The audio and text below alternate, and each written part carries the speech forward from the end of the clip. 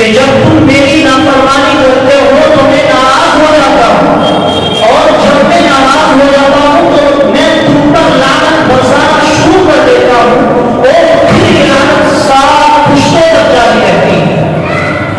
اللہ تبارک و تعالی ہمیں ضابطہ سمجھا رہے ہیں، اللہ ہمیں طریقہ سمجھا رہے ہیں کہ تمہیں دنیا کا مسئلہ حل کرنا ہے یا آخرت کا، اور انشاءاللہ ہمیں دونوں مسئلے حل کرنے ہیں، دنیا کا مسئلہ بھی اور آخرت کا مسئلہ بھی۔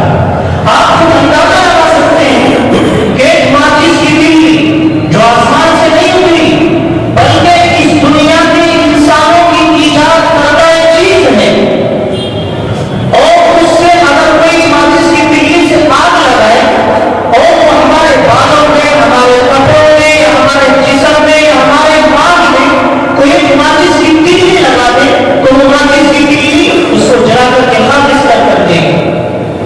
جب ہم ایک ماچس کی تیلی کی آگ کو برداشت نہیں کر سکتے، اس کی سختی کو برداشت نہیں کر سکتے، تو پھر وہ آگ جو دنیا کی آگ سے پورا کر کے بنی ہوئی ہے، بزرگوں اور جوانوں اسے کیسے برداشت کریں؟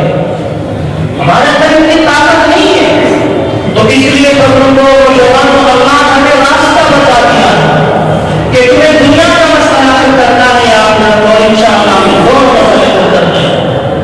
اب دونوں مسئلے کیسے حل ہوں گے؟ اللہ نے جن کاموں پہ کرنے کا ہمیں حکم دیا ہے ہم وہ تمام کام کریں، اور اللہ نے جن کاموں کے کرنے سے ہمیں روکا ہے ہم ان تمام کے تمام کاموں سے رک جائیں، تو پھر ہمارا راستہ کیا ہوگا اور ہمارا ٹھکانہ کیا ہوگا؟ جنت۔